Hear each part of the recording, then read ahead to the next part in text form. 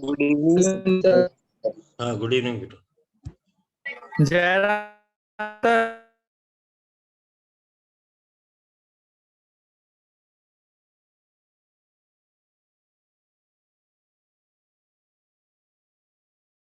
Good evening sir.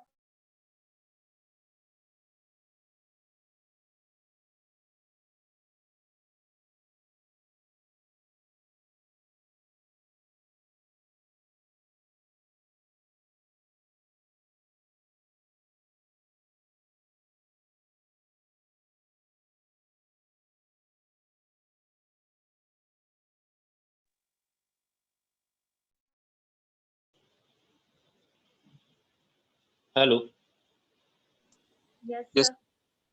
बेटा, मेरी आवाज आ रही है आप लोगों को क्लियर? Yes sir.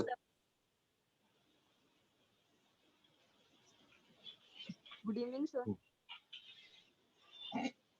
तो बेटा आज क्या है, अपन बिल्कुल नया चैप्टर स्टार्ट करेंगे। हाँ, ये है आपके पास केमिकल थर्मोडायनेमिक्स।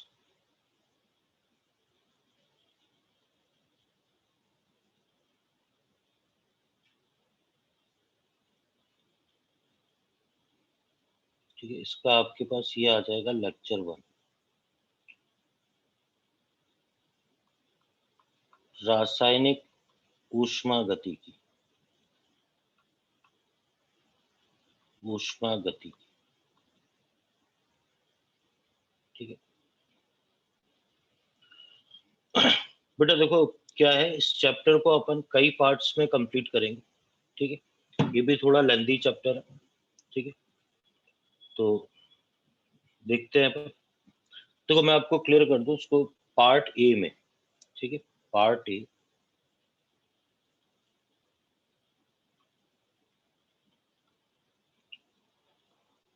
पार्ट ए के अंदर जनरल थर्मोडायनेमिक्स लेंगे अपन।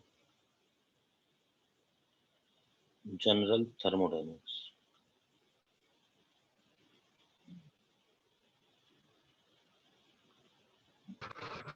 थर्मोडायनेमिक्स के बहुत बेसिक से कंसेप्ट पढ़ेंगे इसके अंदर अपन। ठीक है, देखो अगर मैं आपको इस चैप्टर की पूरी बात करें अपन, तो इसमें मेनली दो पार्ट है। एक तो थर्मल केमिस्ट्री है। ठीक है, तो क्या है कि अपने पास अ, जो केमिस्ट्री से रिलेटेड है, ठीक है, उसकी बात करेंगे। उससे रिलेटेड जो थर्मोडायनेमिक्स है उसकी बात करेंगे। और एक फिजिक्स वाली थर्मोडायनेमिक्स भी है। ठीक है, मैं इसको आपको है ना पार्ट टोटल 3 पार्ट में कंप्लीट करता हूँ, पार्ट ए, बी एंड सी में। ए में अपन क्या लेंगे, जनरल थर्मोडायनेमिक्स लेंगे कि बेसिक्स ये पता होने चाहिए। बी में थर्मोकेमिस्ट्री, ठीक है, ऊष्मीय रसायन पढ़ेंगे अपन। ठीक है, और पार्ट सी में थर्मोडायनेमिक्स, ऊष्मा गतिकी पढ़ेंगे जो फिजिक्स से भी संबंधित होगी। ठीक है, तो जनरल थर्मोडायनेमिक्स में सबसे पहले अपन बात करते हैं बेटा इसके अंदर, ये कहते हैं सिस्टम। ठीक है, अभी मैं आपको बताऊंगा सिस्टम क्या होता है। तंत्र या निकाय।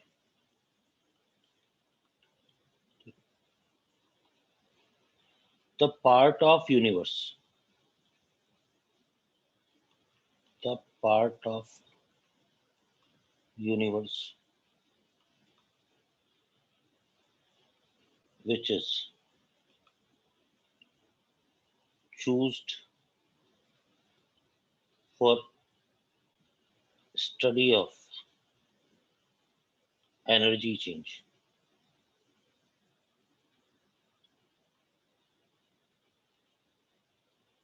इस सिस्टम, अभी समझ में आ जाएगा। तो यूनिवर्स का वह भाग, यूनिवर्स का वह भाग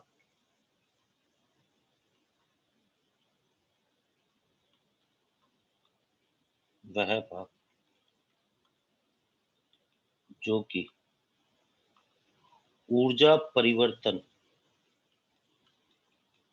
ऊर्जा परिवर्तन के अध्ययन के लिए, के अध्ययन के लिए चुना जाता है।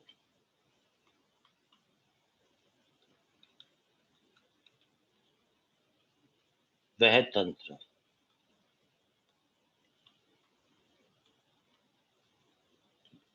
वो सिस्टम। बिल्कुल आसान सी बात बेटा। ये कहता है आप सबसे पहले एक पार्ट ढंग से समझ लो, ठीक है।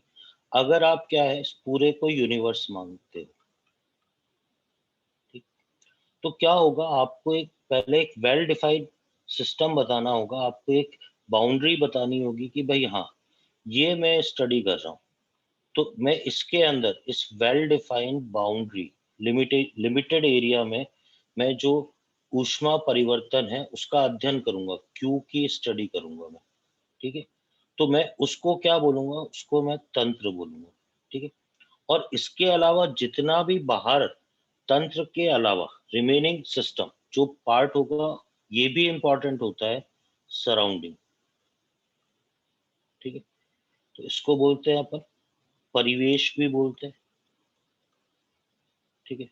परितंत्र भी बोलते हैं, ठीक है। बाह्य वातावरण भी बोलते हैं, सराउंडिंग बाह्य वातावरण, ठीक है। देखो अगर अपन बात करें और इसको पूरे को यूनिवर्स बोल रहे हैं, इस पूरे को अपन यूनिवर्स बोल रहे हैं।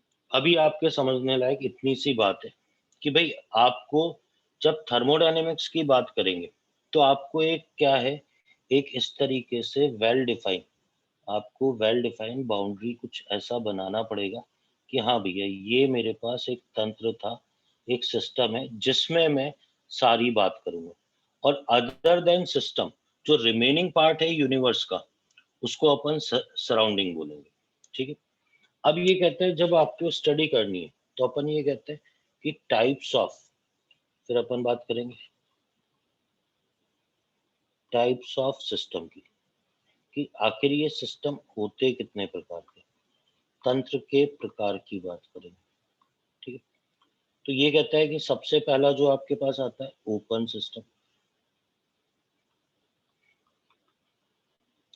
इसको अपन खुला तंत्र या खुला निकाय बोलते हैं, ठीक है। तो क्या होगा, ठीक है, when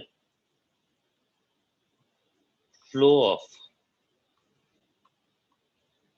mass and energy are possible between system and surrounding। तो इसमें क्या है, ये चीज इंपॉर्टेंट है, मास और एनर्जी दोनों का फ्लो पॉसिबल है, ठीक है। जैसे अपन क्या करते हैं, मैं पहले हिंदी में लिख देता हूँ, यदि तंत्र व परिपार्श्विक भी बोलते हैं, परिपार्श्विक मतलब सराउंडिंग के मध्य ऊर्जा व द्रव्यमान का प्रवाह संभव है,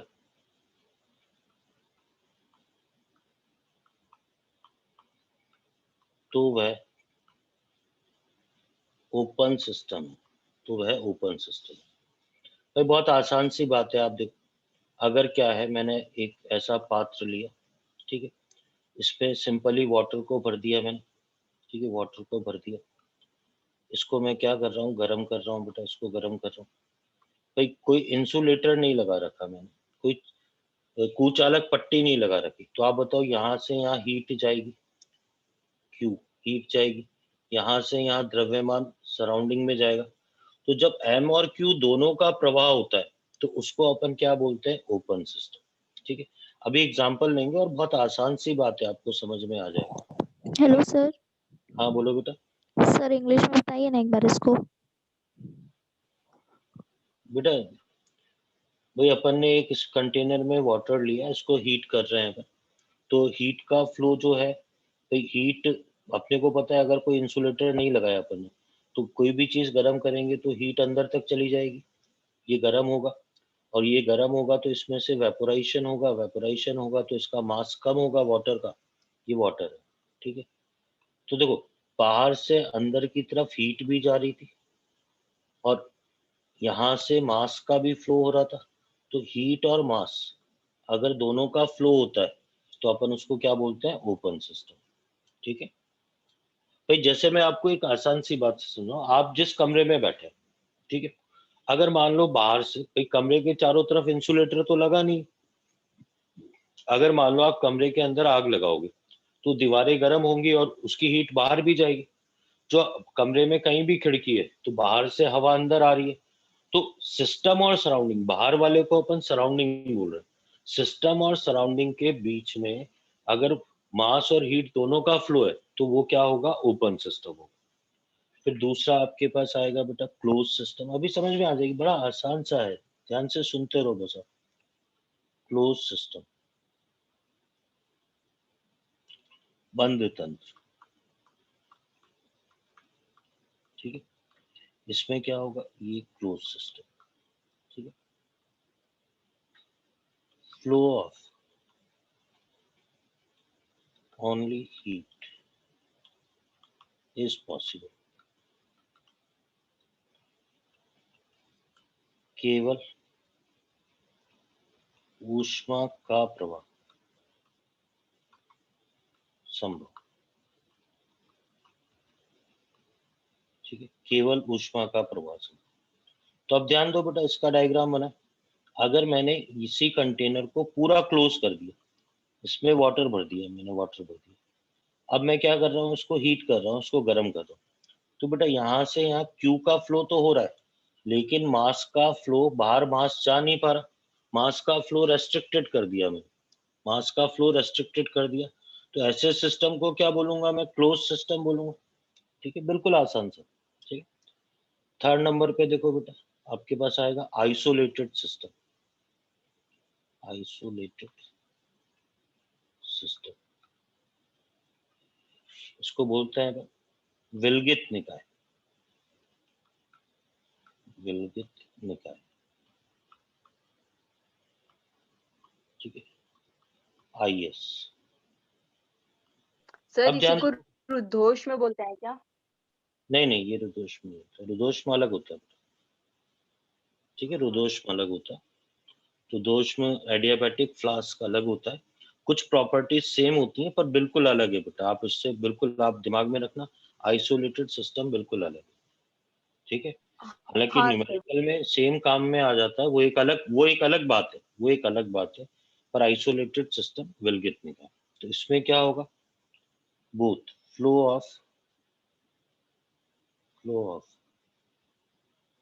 मास and energy, both not possible।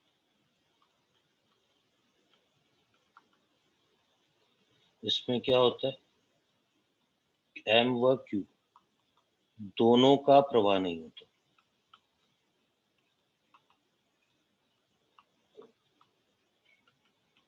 ठीक, अब ध्यान देना बेटा, इसको समझना। अपन ने क्या किया, एक कंटेनर लिया, ये ऐसा कंटेनर लिया, मैंने क्या किया, चारों तरफ इसके कुचालक पट्टी लगा दी। ये कुचालक पट्टी है,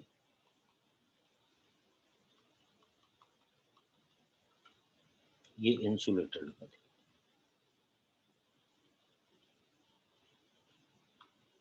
कुचालक पट्टी बोलेंगे इसको, कुचालक पट्टी। ठीक, मैं इसको गर्म कर रहा हूँ बेटा, इसमें वाटर है। ठीक है, इसमें वाटर है, वाटर। ठीक, अब देखो, कुचालक पट्टी लगाने के बाद ना तो इसके अंदर क्या होगा, हीट का फ्लो भी पॉसिबल नहीं है, क्यों नहीं जा पाएगा, और क्लोज्ड है इसलिए द्रव्यमान का भी प्रवाह नहीं होगा।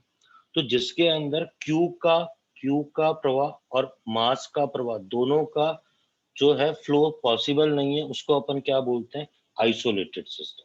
ठीक है, अब मैं लिख नहीं रहा क्योंकि उसकी जरूरत नहीं है। देखो, नेचर में 100% आइसोलेटेड सिस्टम कुछ भी नहीं होता है, सही मायनों में 100% विलगित निकाय कुछ होता ही नहीं और पाया भी नहीं जाता। लेकिन अपन ऐसा बोलते हैं, आप सुनना मेरी बात ध्यान से, जिसमें भी उसने ये बोल दिया कि वो सभी तरफ से इंसुलेटर कुचालक पट्टी से कुचालक पट्टी लगी हुई है, तो अपन उसको आइसोलेटेड सिस्टम मान लेंगे। आपको आ रही है मेरी बात समझ में? ठीक है, और अभी देखो, मेन बात है एग्जाम्पल, और मैंने एग्जाम्पल साथ साथ क्यों नहीं लिखा है, क्योंकि जवाब आपको देना है, ठीक है। क्वेश्चन ये है identify open system, close system, isolated. बेटा हिंदी मीडियम वालों को कोई समस्या तो नहीं है ना? No sir. No sir. क्या है, ये बोल दिया टी इन कप, आसान सी हिंदी है इसमें। फिर दूसरा आता है टी इन कैटल, केतली होती है ना, कैटल, केतली। फिर एक आता है टी इन थर्मस,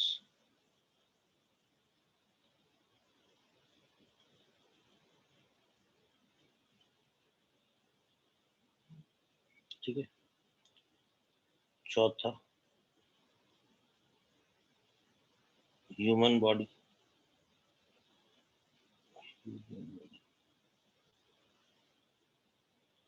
मानव शरीर है। पांचवा है प्लांट है, ये पृथ्वी है,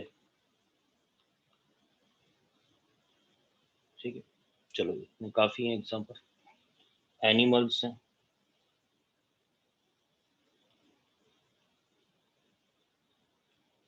ठीक है। ध्यान देना बेटा, आपको जवाब भी देना। कप में रखी चाय, बोलो कैसा सिस्टम होगा बेटा? Open system. Open open system. System हो जाएगा ओपन भाई, सिस्टम। हीट का और मास का दोनों फ्लो है। अच्छा, अब कैटल के बारे में एक चीज मैं आपको क्लियर कर दूं पहले, और जवाब भी आपको एग्जाम में भी वही देना है। केतली बोलेगा ना, तो अपने यहाँ जो केतली, अपन जो चाय की दुकानों और इन पे केतलियां घरों में होती है ना, उसमें देखते हो आप वो जो चोंच होती है वहां से धुआं निकल रहा होता है। तो Yes, उस sir. कैटल की बात नहीं कर रहा, ये कैटल होती है, एक स्प्रिंग लगी हुई कैटल होती है कि वो पूरी बंद होती है। जब अपन उसको चाय का जब प्रेशर आता है ना, जब उसको उड़ेलते हैं अपन, तभी वो स्प्रिंग से खुलती है। इसका मतलब इसके अलावा वो पूरी पूरी बंद है बेटा, पूरी बंद है वो, ठीक है। तो अब आप बोलो कैटल को क्या बोलोगे? Tin cattle, system. Close Closed system. और ये अपनी इंडियन कैटल से इसको सोचना मत आप, समझ गए मेरी बात?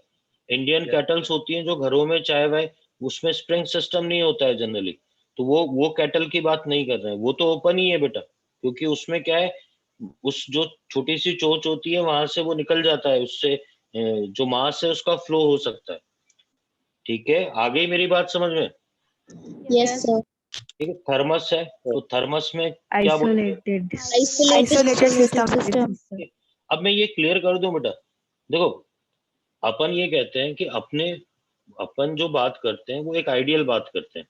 भाई थर्मस में रात को चाय रखी तो ऐसा नहीं है कि सुबह तक ठंडी नहीं होगी, पर जब भी अपने को न्यूमेरिकल करना होगा, जवाब देना होगा, तो अपन कहेंगे नहीं भैया, उसका जितना टेम्परेचर है वो अंदर कांस्टेंट बना हुआ है, कि हीट का फ्लो नहीं हो रहा है, मास का फ्लो भी नहीं हो रहा है, ठीक है। मैंने अभी शुरू में भी बोल दिया आपको कि भाई 100% आइसोलेटेड सिस्टम नेचर में होता ही नहीं है, ठीक है। और प्रैक्टिकली पॉसिबल भी नहीं है, 100% एफिशिएंसी का अपन बना भी नहीं सकते बिना एक्सटर्नल प्रेशर के, ठीक है। तो ये, हाँ। अब आप मेरे को ये बताओ, फोर्थ फिफ्थ सिक्स सेवन्थ, अगर इन सब की बात करें तो ये सारे क्या होते हैं? ओपन सिस्टम होते हैं। Open system. इन सभी में कोई भी वो नहीं लगा हुआ, इंसुलेटर नहीं लगा हुआ, तो अगर अपन ह्यूमन बॉडी को, प्लांट को, एनिमल को, किसी को भी गर्म करेंगे तो हीट का फ्लो हो जाएगा। और दूसरा जो भी चीजें हैं उसमें बॉडी से पसीने की फॉर्म में, तो उसमें मास भी क्या है, बाहर निकलता है, एयर अपन ले सकते हैं, बाहर की एयर अंदर ले सकते हैं, तो बहुत सारी चीजें हैं मतलब, ठीक है। तो ये सारे सिस्टम क्या होंगे बेटा? ओपन सिस्टम होंगे। तो ये क्लासिफिकेशन बहुत सिंपल सा क्लासिफिकेशन है, आपको आ गई मेरी बात समझ में? बोलो बेटा। Yes, sir. फिर इसी का बी पार्ट आता है आपके पास, ठीक है। कुछ थर्मोडायनेमिकल इंपॉर्टेंट प्रॉपर्टीज आएंगी, ठीक है। देखो बहुत बेसिक थर्मोडायनेमिक्स बात कर रहे हैं अपन, बोलते हैं एक आइसोबारिक प्रोसेस, आइसोबारिक प्रोसेस, ठीक है। समदाबीय प्रक्रम, जैसा नाम है, बारिक मतलब प्रेशर, तो पी तो क्या होगा इसके अंदर? कांस्टेंट होगा, इसलिए डेल्टा पी का मान कितना हो जाएगा, 0 हो जाएगा।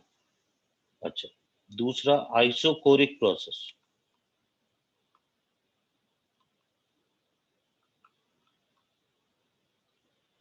सम आयतनी प्रक्रम।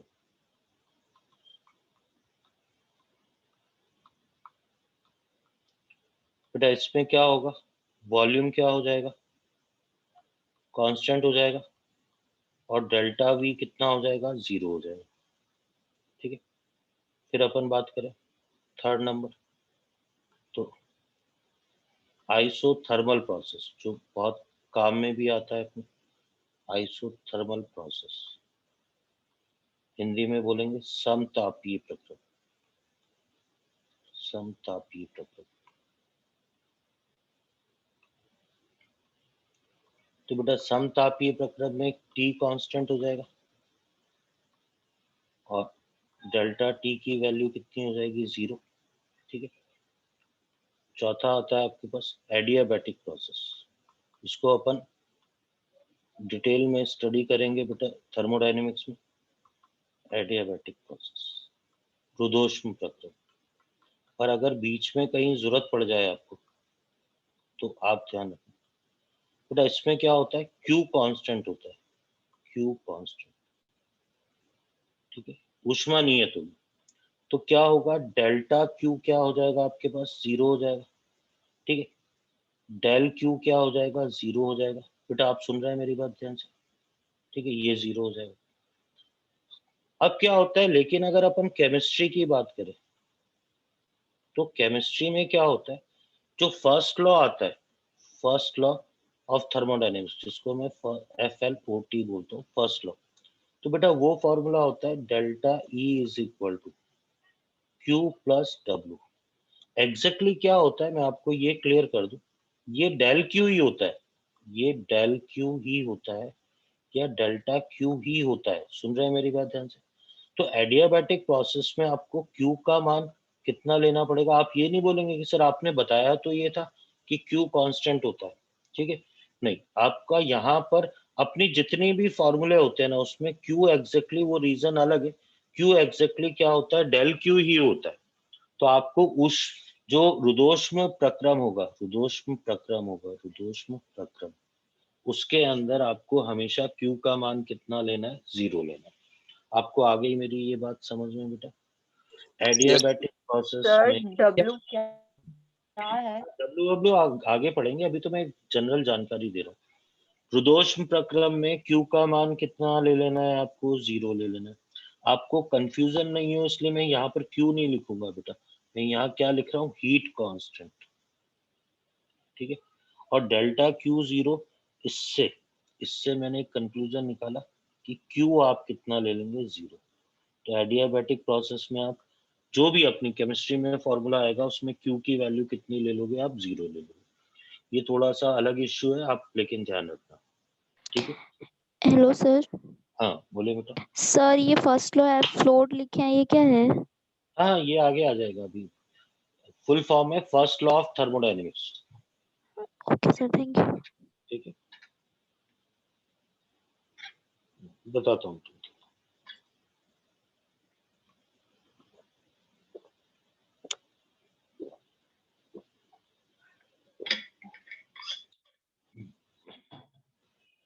देखो आप अपन चीजों को कॉम्प्लिकेटेड नहीं बताएंगे, आप बहुत आसान तरीके से समझो। आइसोकोरिक, सॉरी ऊपर से, आइसोबारिक, आइसोकोरिक, आइसोथर्मल, कोई पंगा नहीं है इन तीन के अंदर। जैसा नाम है, आइसो मतलब सेम होता है, आइसोटॉनिक था ना, सेम ऑस्मोटिक प्रेशर था। ठीक है, आइसोटॉप्स होते हैं तो सेम प्रोटॉन्स होते हैं। तो आइसो मतलब ही अपन क्या लेते हैं, सम, हिंदी में तो सम लिखा हुआ ही है, समान। तो बारिक का मतलब प्रेशर समान, वॉल्यूम का मतलब वॉल्यूम समान, वॉल्यूम कांस्टेंट बना रहेगा, थर्मल का मतलब टेम्परेचर कांस्टेंट। फिर एडियाबैटिक में बस इतना रहना है, हीट नियत बनी रहेगी, तो क्यू का मान जो कि वास्तव में उस फॉर्मूले में डेल क्यू ही होता है, ऊष्मा सही मायनों में है ही ये बेटा, ये आपको है ना, लेकिन आपको बहुत परेशान नहीं होना है। एक्चुअली में क्या है, थर्मोडायनेमिक्स केवल हीट कंटेंट से अकेले ऊष्मा आप निकाल ही नहीं सकते हो बेटा, ये जो शुरू से चल रहा है ना, हालांकि मैं ये वर्ड ही क्या चल रहा है, एनर्जी चेंज, मतलब सही मायनों में होता ये है कि आप कभी भी ऊष्मा निकाल ही नहीं सकते। क्यू के भी आप दो प्रकार बोलोगे, डेल्टा ई और डेल्टा एच, ठीक है। तो अपने लिए क्यू, ऊष्मा का मतलब ही हमेशा ऊष्मा परिवर्तन होता है, इसीलिए क्या है फॉर्मूले में क्यू की वैल्यू को कितना रखा जाता है, 0 रखा जाता है, ठीक है तो बहुत छोटी बात पर बहुत बेसिक सी बात थी, मैंने कोशिश करी है आपको समझाने की। पर अपन एग्जाम क्या, आप तो स्टूडेंट हो, आपको कोई इसमें पीएचडी वीएचडी तो करनी नहीं है। आप इतना ध्यान रखना, एडियाबैटिक प्रोसेस का मतलब क्यू का मान कितना लेना है, 0, ये आपके काम की बात है, ठीक है। अब आते हैं बेटा एक बड़ी इंपॉर्टेंट सी बात जिसको समझने और मैं स्टूडेंट क्या है, एग्जाम ओरिएंटेड है, ठीक है। थर्मोडायनेमिकल प्रॉपर्टीज बोलते हैं, ये सी लेते हैं, इसको बोलते हैं थर्मोडायनेमिकल प्रॉपर्टी, ऊष्मागतिकीय गुण, ऊष्मागतिकीय गुण।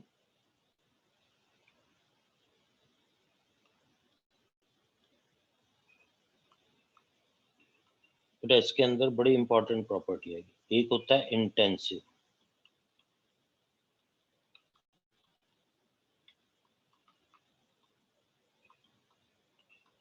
The properties which does not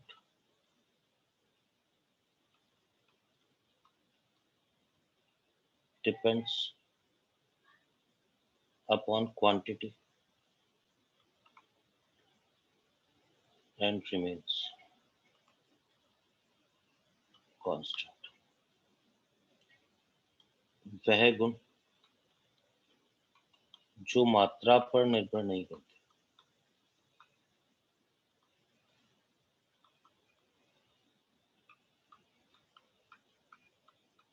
बल्कि क्या रहते हैं, मात्रा पर नियत नहीं करते बल्कि नियत रहते हैं। तो इसको बोलते हैं हिंदी में क्या नाम है बेटा, मात्रा स्वतंत्र, ठीक है। ये भी नाम है गहन गुणधर्म, ये भी नाम है गहन गुणधर्म, ठीक है। मात्रा स्वतंत्र, ऊपर हेडिंग नहीं लिखी है लेकिन यहाँ लिख दी है मैंने इसकी हेडिंग, ठीक है। तो इसके एग्जाम्पल होते हैं जैसे डेंसिटी है, ठीक है, और भी बहुत सारे एग्जाम्पल आएंगे, बॉइलिंग पॉइंट है, फ्रीजिंग पॉइंट है। तो अभी मैं समझाता हूँ इन बातों को, ठीक है। दूसरा आता है आपके पास एक्सटेंसिव प्रॉपर्टीज,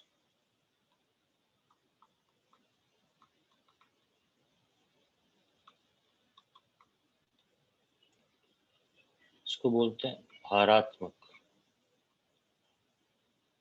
ठीक है, या इसको बोलते हैं मात्रा आश्रित, मात्रा आश्रित,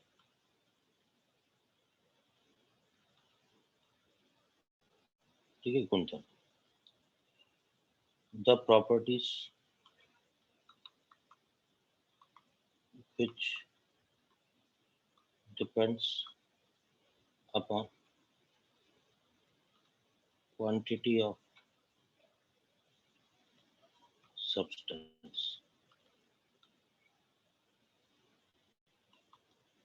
जो मात्रा पर निर्भर करती है,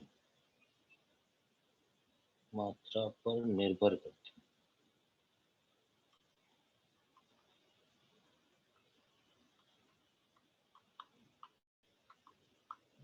ठीक है, जो मात्रा पर निर्भर करती है, ठीक है। जैसे क्या है आपके पास, मोल की बात करें, वॉल्यूम की बात करें, आयतन की बात करें, ठीक है। अब बेटा बहुत इंपॉर्टेंट, आप लोगों के लिए पहचानना करना बड़ा मुश्किल काम होता है, ठीक है, बड़ी इंपॉर्टेंट बात लिखता हूँ, ठीक है। इंटेंसिव IN से लिखूंगा, वह एक्सटेंसिव को आइडेंटिफाई करने के लिए,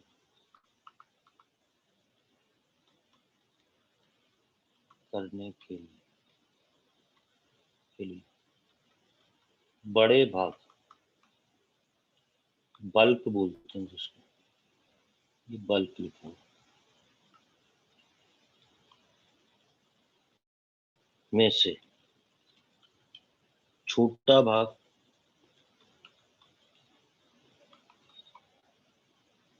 स्मॉल पार्ट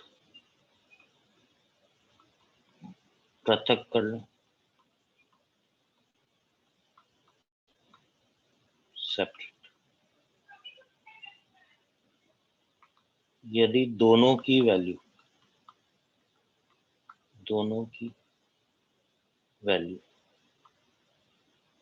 सेम है तो इंटेंसिव मतलब गहन है, अदरवाइज एक्सटेंसिव मतलब भारात्मक। ठीक है बेटा, हिंदी मीडियम वाले एक बार देख लो, मैं इसको आईएन इंटेंसिव और एक को एक्सटेंसिव लिखूंगा। ठीक है, देखो मैं बहुत आसान तरीके से आपको चीजों को समझाऊंगा, और है ना क्या क्या ये एक बहुत बड़ा मिसकंसेप्शन होता है स्टूडेंट का। आपको मैं पूरी बात समझाता हूँ ढंग से। देखो क्या होता है, मान लो आपके पास एक कॉपर वायर है, ये कॉपर का वायर,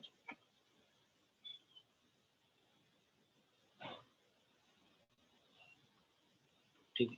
अब आप सुनना मेरी बात, अगर मैं आपसे ये बोलूं कि इसका ये बताओ कि इसका जो द्रव्यमान होगा, ठीक है, वो नो डाउट मास जो होगा या जो वॉल्यूम होगा, ये किस पे डिपेंड करेगा बेटा। अगर मान लो मैंने इसको इतने भाग में काट दिया, दो भाग कर दिए, तो इस वाले भाग का मास क्या होगा, ज्यादा होगा, ये मास ज्यादा होगा, और इधर वाले भाग का मास कम होगा, इधर वाले का वॉल्यूम ज्यादा होगा, इधर वाले का वॉल्यूम कम होगा। बेटा आपको आ रही है मेरी बात समझ? तो ये, और वैसे भी देखो मास और वॉल्यूम क्वांटिटी पे डिपेंड करेंगे, इसलिए ये कैसे गुणधर्म हो जाएंगे, ये एक्सटेंसिव हो जाएंगे। लेकिन अगर मैं घनत्व की बात करूं, तो बेटा आपको पता है ना, जैसे मैं इतने भाग का घनत्व लूं, डेंसिटी की बात करूं, डेंसिटी, तो डेंसिटी में क्या होगा बेटा कि भाई इतने भाग की भी, इस भाग की भी डेंसिटी सेम आएगी, इस भाग की भी डेंसिटी, ये D1 है और ये D2 है। तो ये मात्रा पे डिपेंड नहीं करी, चाहे छोटा भाग लिया चाहे बड़ा भाग लिया मैंने। भाई आप कोई एक चीज वॉल्यूम ले लो, मास ले लो, आप तो ये बताओ, क्या आप मेरी ये बात समझ गए क्या, कि अगर मैं इसके दो भाग करूं, इसको पहले वाले को भाग एक दूं, दूसरे वाले को मैं भाग दो नाम दूं, दूसरे वाले को भाग दो नाम दूं, आप मेरे को बताओ क्या M1 M2 सेम रहेगा क्या, पहले ये बताओ। No sir. दोनों का द्रव्यमान समान नहीं होगा ना। अगर समान वैल्यू नहीं आ रही है तो ये क्या होगा, एक्सटेंसिव, गहन गुण, ये भारात्मक मतलब मात्रा पे डिपेंड कर रहा है। अगर दोनों के वॉल्यूम की बात करूं तो वॉल्यूम सेम नहीं आएगा, तो ये भी कैसा हो जाएगा, भारात्मक। लेकिन अगर मैं घनत्व की बात करूं तो दोनों के घनत्व, अरे घनत्व तो सेम ही रहेगा ना, तो घनत्व सेम आएगा, तो ये कैसा हो जाएगा, इंटेंसिव, गहन गुण। बता आ रही है मेरी बात समझ में? Yes sir. बोलो। अच्छा ये मैं क्लियर कर दूं बेटा, आप है ना कभी भी वैसे फॉर्मूले से भी पता कर लेते हैं पर आप नहीं कर पाओगे, फॉर्मूले में कुछ खास चीजें देखनी होती, ठीक है। आपको फॉर्मूला नहीं देखना है, ये भी मैं क्लियर कर दूं, फॉर्मूले से चेक नहीं करें,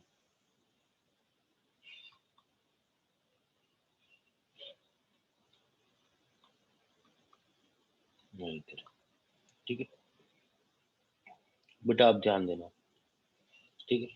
देखो मैं बहुत सारी प्रॉपर्टीज लिख रहा हूँ, मैंने क्या किया, एक कंटेनर के अंदर वाटर ले लिया, प्योर वाटर,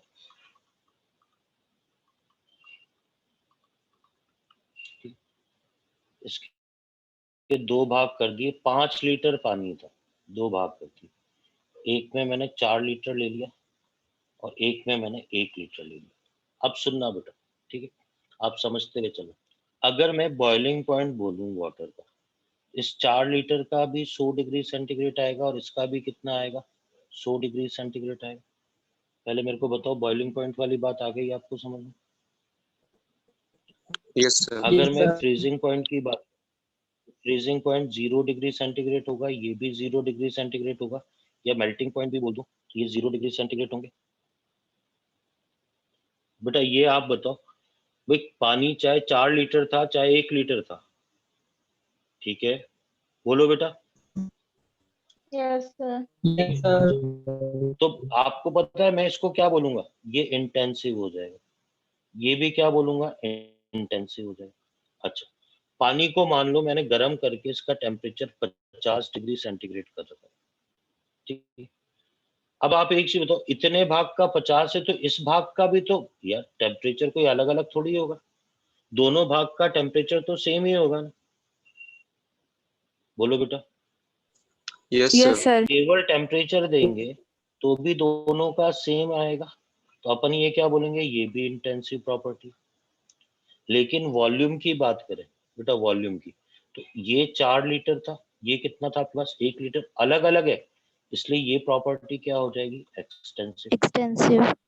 अच्छा, मुझे पता है जो घनत्व होता है जल का घनत्व बेटा, डेंसिटी, जल का घनत्व आपको पता है 1 ग्राम पर ml होता है, ये भी कितना होगा, 1 ग्राम पर ml होगा। बेटा सुन रहे हैं मेरी बात ध्यान से, यस सर।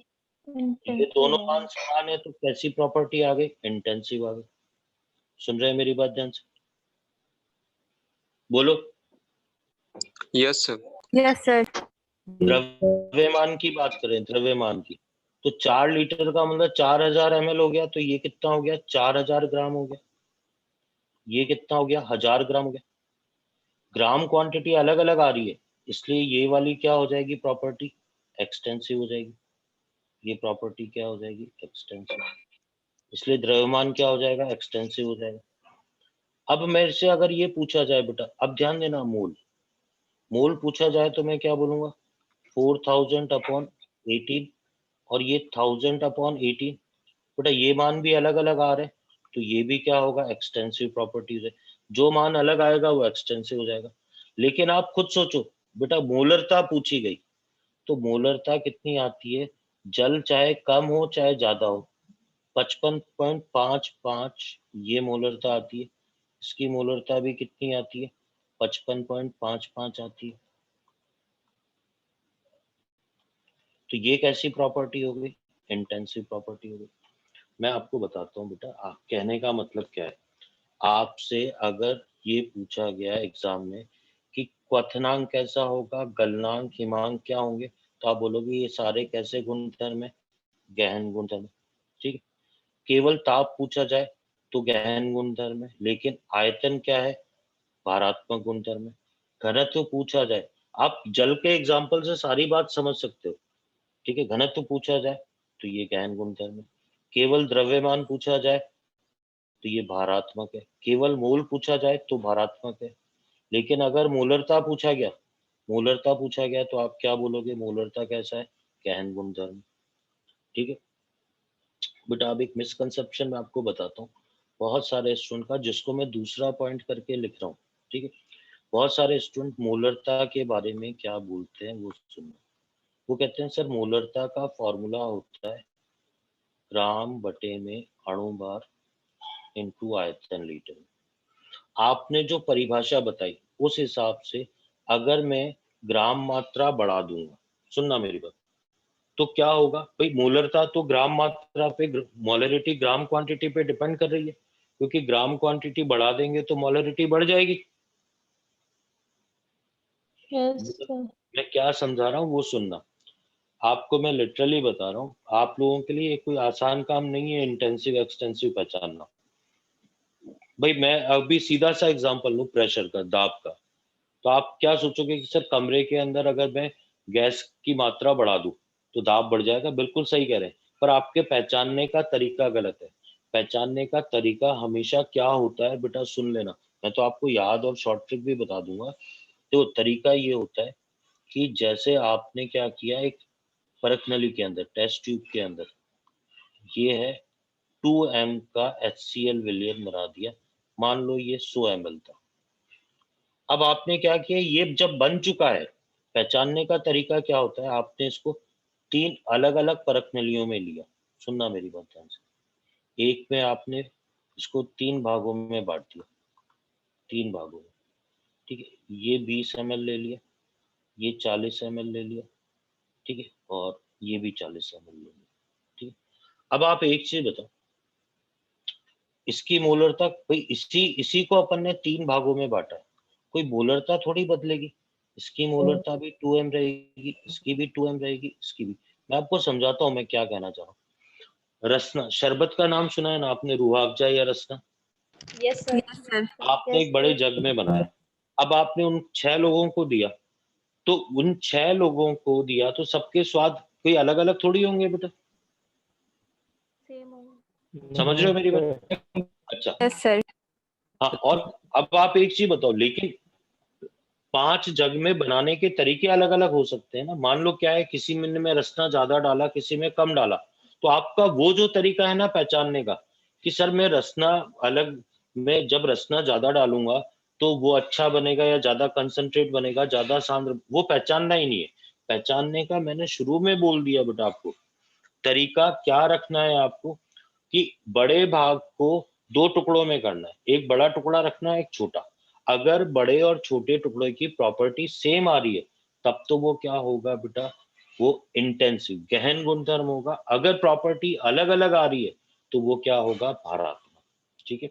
अब मैं यहाँ क्लियर कर दूं बेटा, इस वाली, इसको 3 नंबर देता हूँ। All concentration terms, all concentration terms, सभी सांद्रता पद, सभी सांद्रता पद बेटा, आप अब चाहे याद करें चाहे कुछ भी करें, इंटेंसिव प्रॉपर्टी, गहन गुणधर्म होता है, गहन, ठीक है। मतलब चाहे वो मोलरता पूछ ले, नॉर्मलता पूछ ले, मोललता पूछ ले, पीपीएम पूछ ले, पीपीबी पूछ ले, मोल भिन्न दे दे आपको, द्रव्यमान भिन्न दे दे आपको, ठीक है। आपको बोल दे प्रतिशत, W/W बोल दे, प्रतिशत W/V बोल दे, प्रतिशत V/V बोल दे, तो जितने भी सांद्रता के पद हैं वो सारे क्या होते हैं, गहन गुणधर्म होते हैं। आप सुन रहे हैं मेरी बात ध्यान से? इसके बाद 4 नंबर, ये भी मैं समझा भी रहा हूं और याद भी करना, ऑल एनर्जी टर्म्स, ठीक है, जितने भी ऊर्जा के पद जो इस चैप्टर में आएंगे आगे, ठीक है। अब आप सुनना बेटा मेरी बात, मान लो मैंने आपको 5 लीटर पेट्रोल दिया, ठीक है, आपने उसके 2 भाग कर दिए, 4 लीटर और 1 लीटर। अब आप ये बताओ, 4 लीटर से तो ऊर्जा भाई ज्यादा उत्पन्न होगी ना, 4 लीटर से ऊर्जा ज्यादा उत्पन्न होगी, समझ रहे हो ये बात? Yes, sir. तो Yes, ऊर्जा के Yes, जितने sir. भी मान होंगे वो तो मात्रा पे निर्भर करेंगे। तो चाहे वो डेल्टा एच हो, डेल्टा ई हो, डेल्टा जी हो, डेल्टा एस हो, ठीक है, ये सभी क्या होंगे, गहन गुणधर्म होंगे। ये पूछा जाएगा तो गहन गुणधर्म, ठीक है।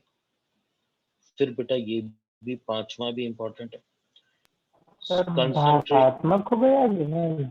सर भारत, गहन भारत, बोलेंगे कि भारत? भारत, मात्रा पे निर्भर कर रहे हैं ना, तो भारात्मक हो गए ना बेटा।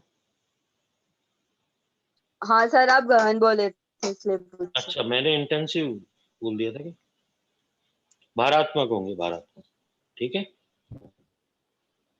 आ रही है बेटा बात समझ में? और यस सर। कंसंट्रेशन टर्म्स से जो भी रिलेटेड होंगे, सांद्रता से संबंधित जो भी होगा, सांद्रता से संबंधित, अभी मैं समझाता हूँ बेटा। ई सेल का फॉर्मूला क्या आता था अपने पास, जैसे ये आता था, E not cell minus 0.06 upon n log of, ठीक है। तो आप ध्यान दो बेटा, जैसे ये आता था Zn+2, और ये क्या आता था, कॉपर+2 आता था। बेटा सुन रहे हैं मेरी बात ध्यान से? तो इसमें ये चीज किस पे है, सांद्रता पे, ये तो कांस्टेंट है, ये तो नियति है। तो ये, क्योंकि सांद्रता क्या है, तो ये सारे पद भी क्या होंगे बेटा, इंटेंसिव होंगे। अब मैं आपको बताता हूँ, जैसे उसने बोल दिया ई सेल बोल दिया, ई नॉट सेल बोल दिया, ई आर बोल दिया, ई नॉट आर बोल दिया, ई ओ बोल दिया, ई नॉट ओ बोल दिया, पी एच बोल दिया, पी ओ एच बोल दिया, पी के डब्ल्यू बोल दिया, पी के ए बोल दिया। जो भी सांद्रता से संबंधित है, जो भी सांद्रता से संबंधित है, वो सारे पद क्या होंगे बेटा? गहन गुणधर्म। सुन रहे हैं मेरी बात ध्यान से? इसके बाद आपको 6 नंबर, बेटा ये बहुत डिटेल में बता रहा हूँ, रीजन मैं आपको बता दूं मैं डिटेल में, क्योंकि ये पिछले 4-5 साल से एग्जाम के पैटर्न में, नीट में तो बिल्कुल पूछी जा रही है ये चीजें, और आपके लिए अदरवाइज उलझने का काम रहता। मैं ये कर रहा हूँ कि आपकी कोई समस्या नहीं आने वाली। अब आप ध्यान देना बेटा, ठीक है? इसी में सुनना मेरी बात। 6 नंबर बेटा ये आप याद कर लेना, ठीक है? शांता नाम सुना है आपने? विस्कोसिटी, हालांकि मैं रीजन बताऊंगा आपको। शांता, सरफेस टेंशन, ठीक है? पृष्ठ तनाव, ठीक है? अपवर्तनाल, रिफ्रैक्टिव इंडिसेस। बेटा ये देखो, आप ये प्रॉपर्टी फिक्स होती हैं, ये इंटेंसिव। आप खुद सोचो, वाटर को कम ज्यादा लोगे आप, वाटर को कम लेते हो ज्यादा लेते हो, इससे कोई फर्क नहीं पड़ने वाला है, ठीक है?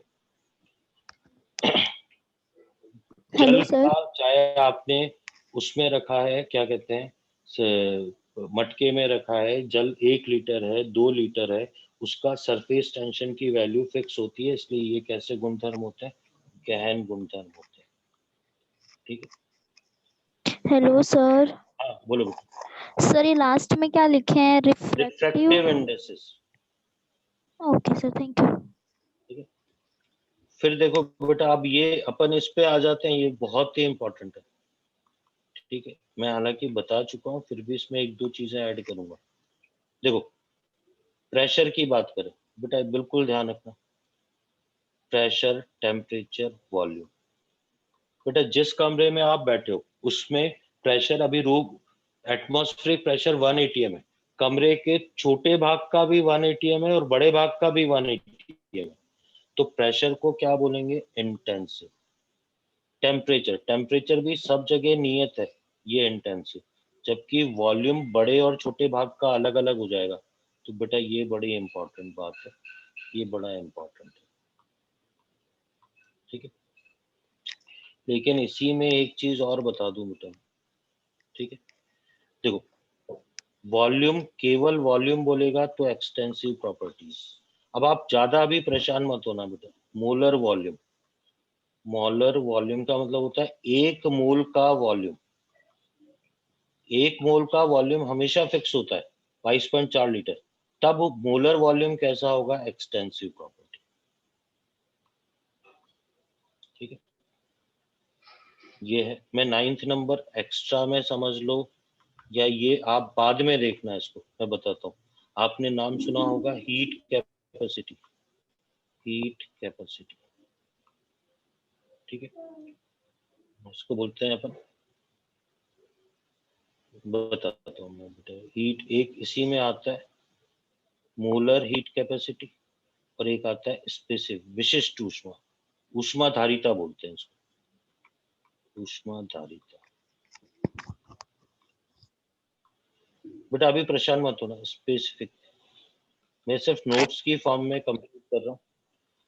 ये मैं क्लियर कर दूं, यहाँ है कुछ चीजें खास है। ये एक्सटेंसिव है, लेकिन जब मोलर, ये 1 मोल के लिए होता है और ये 1 ग्राम के लिए होता है, तो तब ये क्या हो जाते हैं? इंटेंसिव हो जाते हैं, ये भी इंटेंसिव हो जाते हैं। अभी सिर्फ नोट्स की फॉर्म में ध्यान रखें, अभी आप उस पर ज्यादा परेशान मत हो। देखो मैं बता दूं आपको, मैंने बहुत कुछ पढ़ाया है इसके अंदर, ठीक है? अपन ने यहाँ से स्टार्ट किया था। आप देखो बेटा, मैंने आपको सबसे पहले डेफिनेशन लिखी, और सही मायनों में ये बुकिश डेफिनेशन है। मैं कभी प्रेफर नहीं करता, क्योंकि ये डेफिनेशन आपको मिसगाइडेड करता है। डेफिनेशन है तो यही आपके पास कि जो क्या होता है, जो क्वांटिटी पे डिपेंड नहीं करता है, वो होता है इंटेंसिव, वो गहन होता है, गहन गुणधर्म, वो गहन होता है, ठीक है, जो कि फिक्स होते हैं, जैसे ये भारात्मक क्या होते हैं, जो क्वांटिटी पे डिपेंड करते हैं, परिभाषा यही लिखनी पड़ती है, ठीक है।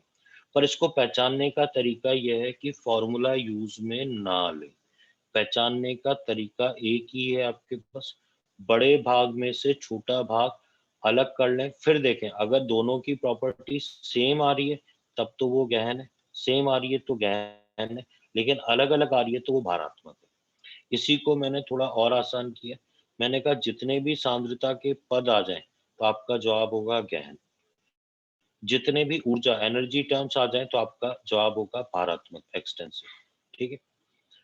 फिर अगर कंसंट्रेशन से related E cell, E not cell, pH, pOH ये सब बोला जाए जो कि कंसंट्रेशन पे डिपेंड करते हैं, तो भी आपका जवाब क्या होगा, गहन गुणधर्म, क्योंकि सांद्रता खुद गहन थी इसलिए ये भी क्या होंगे, गहन गुणधर्म।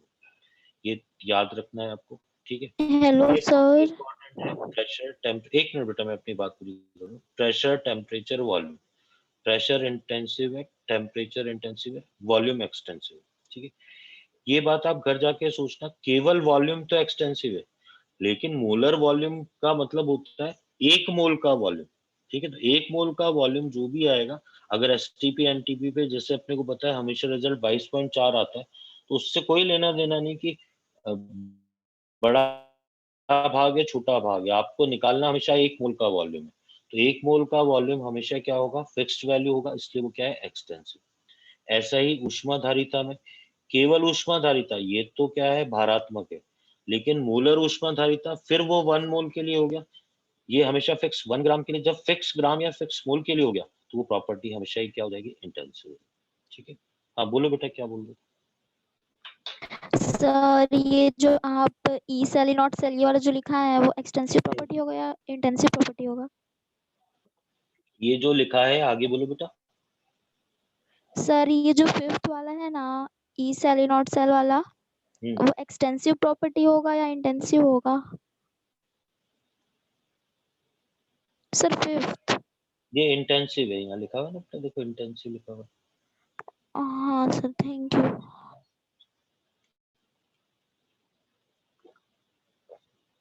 है। इसके बाद बेटा अपन आते हैं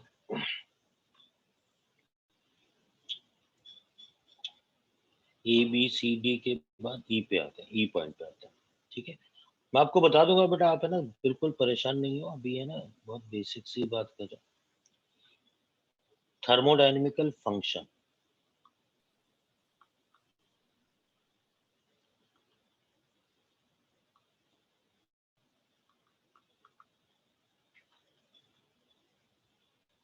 ऊष्मागतिकीय फलन,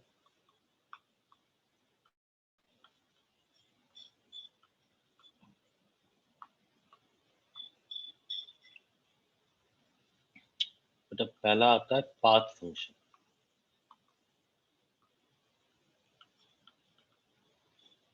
इसको बोलते हैं पथ प्रक्रम, पथ फलन।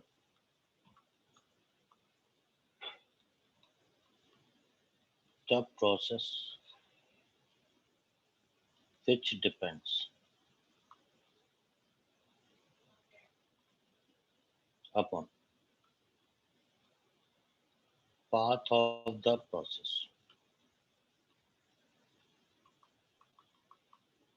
वो पाथ फंक्शन, वह प्रक्रम जो प्रक्रम के जो प्रक्रम के पथ पर निर्भर करता है,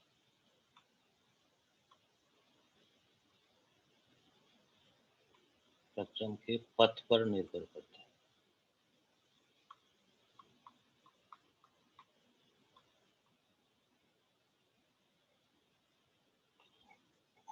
दूसरा होता है स्टेट फंक्शन,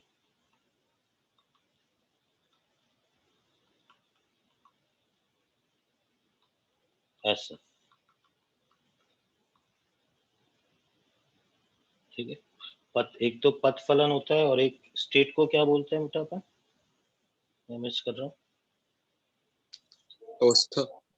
है अवस्था फलन, अवस्था, बिल्कुल अवस्था। ठीक है, तो ध्यान देना बेटा, which depends upon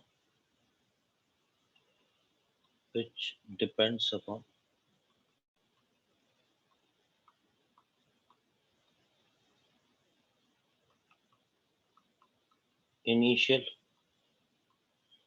and final state of process, जो केवल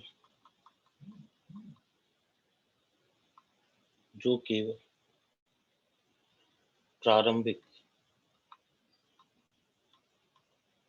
व अंतिम अवस्था पर निर्भर करता है।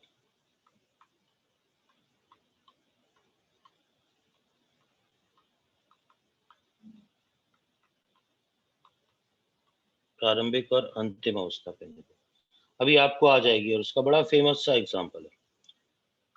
ठीक है बेटा, ध्यान देना। अपन ने क्या किया, ये ग्राउंड फ्लोर, ठीक है, यहाँ पर ये है आपके पास फोर्थ फ्लोर, ये फोर्थ फ्लोर। ठीक है, अपन ने एक स्टूडेंट को कहा कि भैया आपको ग्राउंड फ्लोर से फोर्थ फ्लोर पे पहुंचना है। ठीक, मैंने उसको बोला कि भैया आपको जाना किससे, सीढ़ियों से जाना है, तो सीढ़ियों से। ठीक, अच्छा, ये इसकी इनिशियल स्टेट थी, ये फाइनल स्टेट थी इसकी, सीढ़ियों से जाना।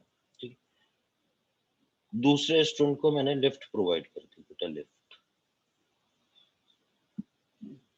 अच्छा, अब ध्यान देना, दूसरा स्टूडेंट मतलब वो सेम, एक बार एक ही स्टूडेंट को दो अलग अलग बार, ये भी स्टूडेंट 1 था, ये स्टूडेंट 1 ही था, लेकिन इसको दूसरे प्रक्रम से। ठीक, अब आप एक चीज बताओ, अगर मैं वर्क डन की बात करूं, वर्क डन पहले प्रक्रम और दूसरे प्रक्रम, मुझे बताओ वर्क डन किसमें ज्यादा करना पड़ा, उसको कार्य किसमें ज्यादा करना पड़ा, लिफ्ट वाले में ज्यादा करना पड़ा या सीढ़ी में ज्यादा, पहले वाले में ज्यादा करना पड़ा। ठीक है, हालांकि इनिशियल और फाइनल स्टेट सेम थी, जो इनिशियल और फाइनल स्टेट थी वो सेम थी। सुन रहे हैं मेरी बात ध्यान से? अच्छा, फिर मैंने कहा कि आपको, आपने नाम सुना है पोटेंशियल एनर्जी, स्थितिज ऊर्जा में अंतर। पोटेंशियल एनर्जी में जो अंतर आएगा वो mgh2 माइनस h1 आ जाएगा। यहां भी कितना आ जाएगा, ये delta potential energy 2 mgh2 minus h1 आ जाएगा। आप ये बताओ, यहां से यहां तक अगर 10 मीटर है ऊंचाई, तो यहां से यहां तक भी ऊंचाई, क्योंकि फ्लोर सेम है, 10 मीटर है, तो यहाँ जो अंतर आएगा, यहाँ जो अंतर आएगा वो कितना आएगा, 10 mg का आएगा। यहाँ भी कितना आएगा, 10 mg का आएगा। बेटा ये क्या आ रही है, डेल्टा पोटेंशियल एनर्जी 2 और डेल्टा पोटेंशियल एनर्जी 1, दोनों वैल्यू सेम आ रही है, क्योंकि ये किस पे डिपेंड कर रही थी, इनिशियल और फाइनल स्टेट सेम है, तो इससे कोई लेना देना नहीं है कि आप कैसे ऊपर गए। आप सुन रहे हैं मेरी बात ध्यान से, आप सीढ़ियों से गए ऊपर चाहे लिफ्ट से गए, लेकिन स्थितिज ऊर्जा में जो परिवर्तन है वो तो क्या आया आपके पास, सेम आया। तो इस फंक्शन को, क्योंकि वो किस पे डिपेंड कर रहा है, केवल इनिशियल फाइनल पे डिपेंड कर रहा है, तो ये तो स्टेट फंक्शन हो जाएगा, और ये पथ पे निर्भर कर रहा है, इसलिए पथ प्रक्रम हो जाएगा। ठीक है, देखो वर्क डन का एक और तरीका है, इससे आपको बेहतर समझ में आएगा। बेटा मैं वर्क डन बताऊं, ठीक है, आपने ये नाम सुना होगा पीवी ग्राफ का जो एरिया होता है, पहले बताओ पीवी ग्राफ का एरिया किसको बतलाता है, कार्य को बतलाता है। Yes sir. ठीक है, मैंने एक ग्राफ खींचा, पीवी ग्राफ खींचा, बेटा आप सुनना ध्यान से, पीवी ग्राफ, ये P1 V1 था, P1 V1 T1, यहाँ था मेरे पास ये वाला P2 V2 T2, ठीक। मैंने इसको प्रक्रम 1 नाम दिया, मैं यहाँ से यहाँ तक प्रक्रम 1 से पहुंचा। फिर मैं क्या है यहाँ से यहाँ तक प्रक्रम 2 से पहुंचा। अब आप खुद सोचो बेटा, प्रक्रम 1 में किया गया कार्य, ये W इतना था, ये W1 इतना था। प्रक्रम 2 में किया गया कार्य ये पूरा था प्रक्रम 2 में। आप बताओ W1 की तुलना में W2 ज्यादा है, क्यों? क्योंकि उसका पथ अलग था, इसका पथ अलग था। बेटा आप देख रहे हो, इसका पथ अलग था, जबकि W1 का पथ अलग था। जब अलग अलग पथ से जाते हैं और वैल्यू अलग अलग, क्योंकि वर्क डन अलग अलग आ रहा है, दोनों केस में कार्य का मान क्या आ रहा है, अलग अलग, तो अपन कार्य, इसलिए इसको क्या बोलेंगे, पाथ फंक्शन बोलेंगे, पथ फलन बोलेंगे। अरे समझ रहे हो मेरी बात? बोलो Yes, बेटा। sir. अच्छा, अगर मैं आपसे पूछूं बेटा डेल्टा T1 बताओ और डेल्टा T2 बताओ, डेल्टा V1 बताओ, डेल्टा V1, डेल्टा V2, पथ के नाम है ये 1 और 2, और डेल्टा P1 बताओ, डेल्टा P2। आप बताओ ये दोनों मान हमेशा क्या आएंगे, T2 अंतिम माइनस T2 माइनस T1 आएंगे, P2 माइनस P1 आएंगे, P2 माइनस P1 आएंगे। बेटा ये मान तो हमेशा ही समान आएंगे ना। इस बात से फर्क पड़ रहा है क्या कि आप इस वाले पाथ से गए हो या इस वाले पाथ से गए हो, किस पाथ से गए हो, क्या इससे फर्क पड़ रहा है क्या आपको बेटा? No, sir. आप आसान तरीके से समझना मेरी बात बेटा, आप समझना। मैंने एक गैस ली, हीलियम गैस, आप सुनना, आपको आएगा समझ में, मतलब बेसिक। कई बार चीजें क्या है, ये डायग्राम से इनसे समझने करने में जबरदस्ती इसको कठिन बनाने की जरूरत नहीं है आपको। आप सुनना मेरी बात भाई, मैंने कहा हीलियम गैस ली, उसका टेम्परेचर था 30 डिग्री। सुनना आप मेरी बात, मैंने उसको गर्म किया 200 डिग्री तक, मेरे दिमाग में जज के 200 गर्म किया, 30 से कितना हुआ 200। फिर मेरे अचानक हुआ कि मैं इसको ठंडा कर देता हूँ 10 तक, मैंने ठंडा कर दिया 10 तक। फिर मेरे आया कि मैं इसको 70 तक गर्म कर देता हूँ, 70 तक गर्म किया। अब मैंने ये पूरा प्रक्रम किया और मैंने आपसे पूछा डेल्टा टी का मान बताओ, तापांतर का मान। अब आप ये बताओ मैंने बीच में क्या किया, इससे कोई लेना देना है क्या आपको? Delta No, sir. आएगा T final minus T initial, T final 70 था और टी इनिशियल 30 था, कितने का तापांतर आया, 40 का। टेम्परेचर डिफरेंस कितने का आया, 40 का। बोलो बेटा। तो आप ये बताओ बीच में चाहे मैंने 200 किया था या 210 किया था, उससे कोई फर्क पड़ा क्या? नहीं फर्क पड़ा ना। तो जब केवल इनिशियल, जो चीजें केवल इनिशियल और फाइनल पे डिपेंड करती हैं उनको तो अवस्था फलन बोलते हैं, और जो पथ पे निर्भर करती हैं उनको क्या बोलते हैं, पथ प्रक्रम, पाथ प्रोसेस। सुन रहे हैं मेरी बात ध्यान से? अब आप मेरे को है ना, बिल्कुल आप जवाब देने की स्थिति में हैं बेटा, थोड़ा थोड़ा सा दिमाग लगाना, ठीक है। क्वेश्चन मैं आपसे पूछ रहा हूँ, इन क्लाइंबिंग द बिल्डिंग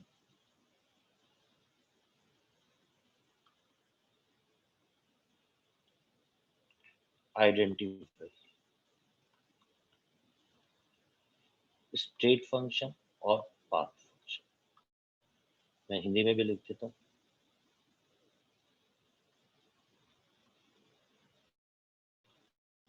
बिल्डिंग चढ़ने में स्टेट फंक्शन और पाथ फंक्शन पहचानो। पहला है कार्य, वर्क। दूसरा है, अच्छा जो भी है केवल स्थितिज ऊर्जा पूछेगा ना, स्थितिज ऊर्जा, तो वो अपने आप में परिवर्तन ही है, डेल्टा पोटेंशियल एनर्जी। तीसरा पूछ रहा है लगा समय,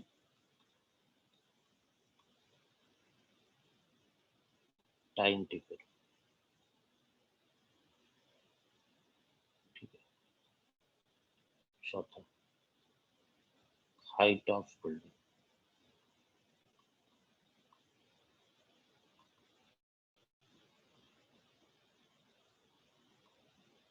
ऊंचाई, ऊंचाई, बिल्डिंग की ऊंचाई। आप बताओगे बेटा कार्य कैसा होगा? पाथ पाथ पे फंक्शन। निर्भर करेगा, पाथ पाथ फंक्शन हो जाए, ये पाथ फंक्शन हो गया। स्थितिज ऊर्जा में परिवर्तन, पोटेंशियल एनर्जी स्टेट में चेंज, फंक्शन। State function. अच्छा टाइम टेकन बेटा, path path function. Function. Path function होगा ना बेटा। भाई इस पे निर्भर करेगा ना कि भाई अगर आप सीढ़ियों से जा रहे हो तो ज्यादा समय लगेगा, समान समय थोड़ी लगेगा। हाइट ऑफ बिल्डिंग, बेटा देखो बिल्डिंग की हाइट इस पे निर्भर, बिल्डिंग की हमेशा परपेंडिकुलर हाइट नापी जाती है।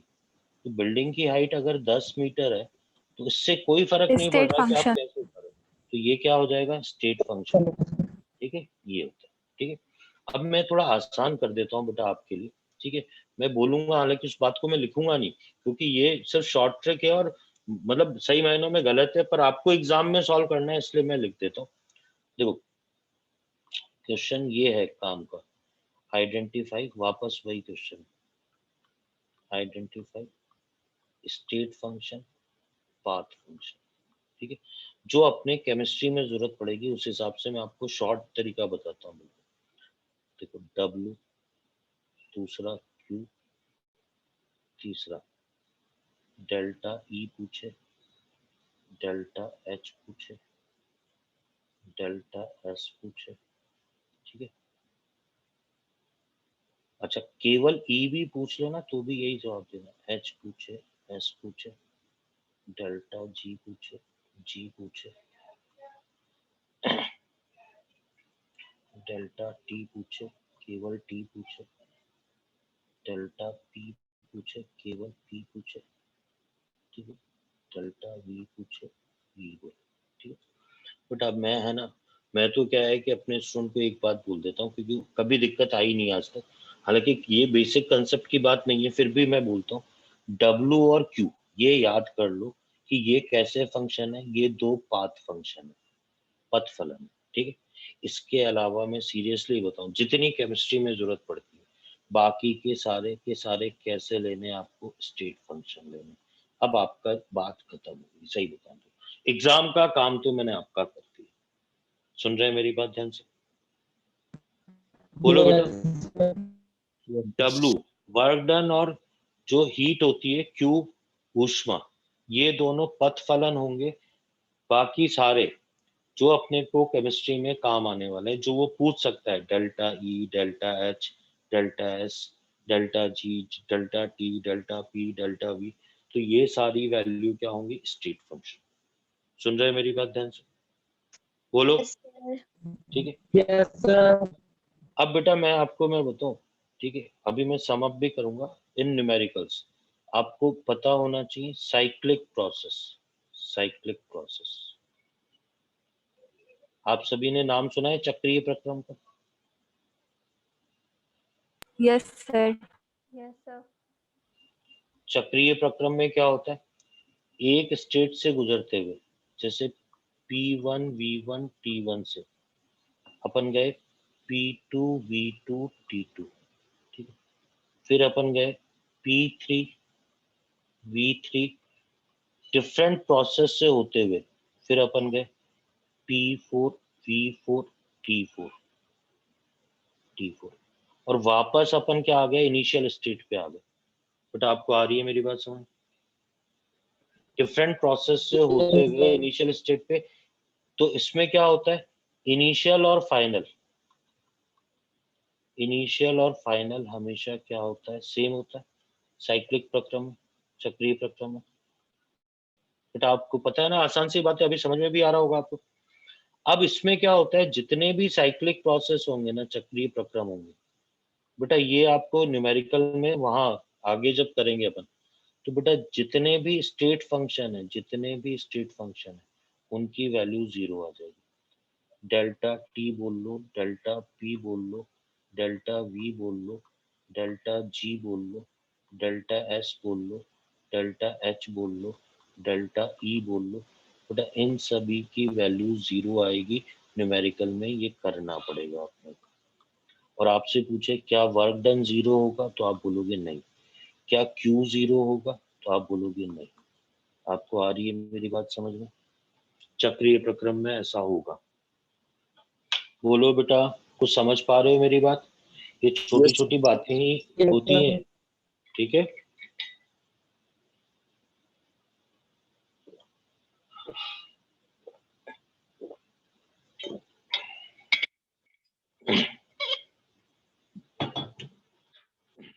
हाँ, तो बेटा अपन आते हैं ऊष्मागतिकी का। आज बहुत बेसिक सी बात पढ़ी अपन ने।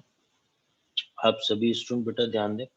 स्क्रीन को बड़ा करूं या आपको दिखाई दे रहा है स्क्रीन का लिखा हुआ? थोड़ा बड़ा कर देता हूँ, ठीक है ना? हाँ, थोड़ा बड़ा दिखाइए सर। दिख रहा है अब साफ? Yes, sir. ठीक है, और बड़ा करने की जरूरत तो नहीं है ना? No, sir. ठीक है, ठीक है, ठीक है। चलो ध्यान देना, ठीक है। देखो, सिस्टम, बिल्कुल सिस्टम में ओपन, क्लोज्ड एंड आइसोलेटेड।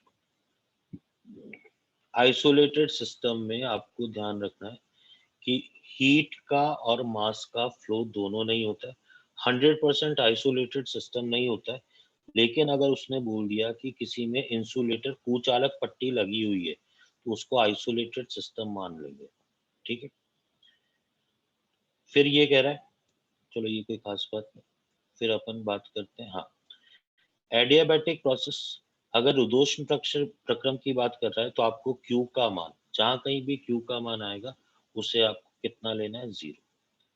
बात करें इंटेंसिव और एक्सटेंसिव, बेटा ये चाहे आपको डेफिनेशन कुछ भी दे रखी है, डेफिनेशन कुछ भी दे रखी है, पहचानने का तरीका हमेशा ये होगा जो येलो कलर से मैंने लिखा हुआ है। पहचानने का तरीका ये होगा आपके कि बड़े बल्क में से, बड़े भाग में से दो भाग कर लो। अगर बड़े और छोटे भाग की वैल्यू सेम आ रही है तब तो वो इंटेंसिव होगा, अदरवाइज वो एक्सटेंसिव होगा। अगर सेम समान मान आ रहा है तो गहन है, अलग अलग आ रहा है तो वो भारात्मक। फिर अपन आगे बढ़ते हैं बेटा इसी में। कंसंट्रेशन की सारी टर्म्स क्या होती हैं? गहन होती हैं। और इससे संबंधित कोई फॉर्मूला आ रहा है pH minus log H plus, H plus सांद्रता है, इससे संबंधित जो भी फॉर्मूला आएगा वो सारे भी क्या होंगे आपके पास? गहन गुणधर्म होंगे, ठीक है, इंटेंसिव प्रॉपर्टी होंगी। एनर्जी की जितनी भी टर्म्स हैं वो हमेशा क्वांटिटी पे डिपेंड करेंगी, तो वो भारात्मक गुणधर्म होंगे, ठीक है। कंसंट्रेशन ये बता ही दिया मैंने, ठीक है, ये आपको ध्यान रखना है, ठीक है। इसी में बेटा अगर मैं आपसे पूछ रहा हूँ, हालांकि ये आईआईटी में आया हुआ क्वेश्चन है, आईआईटी, ठीक है, शायद आप सही बता पाए। अगर मैं आपसे बोल दूं रेजिस्टेंस, प्रतिरोध,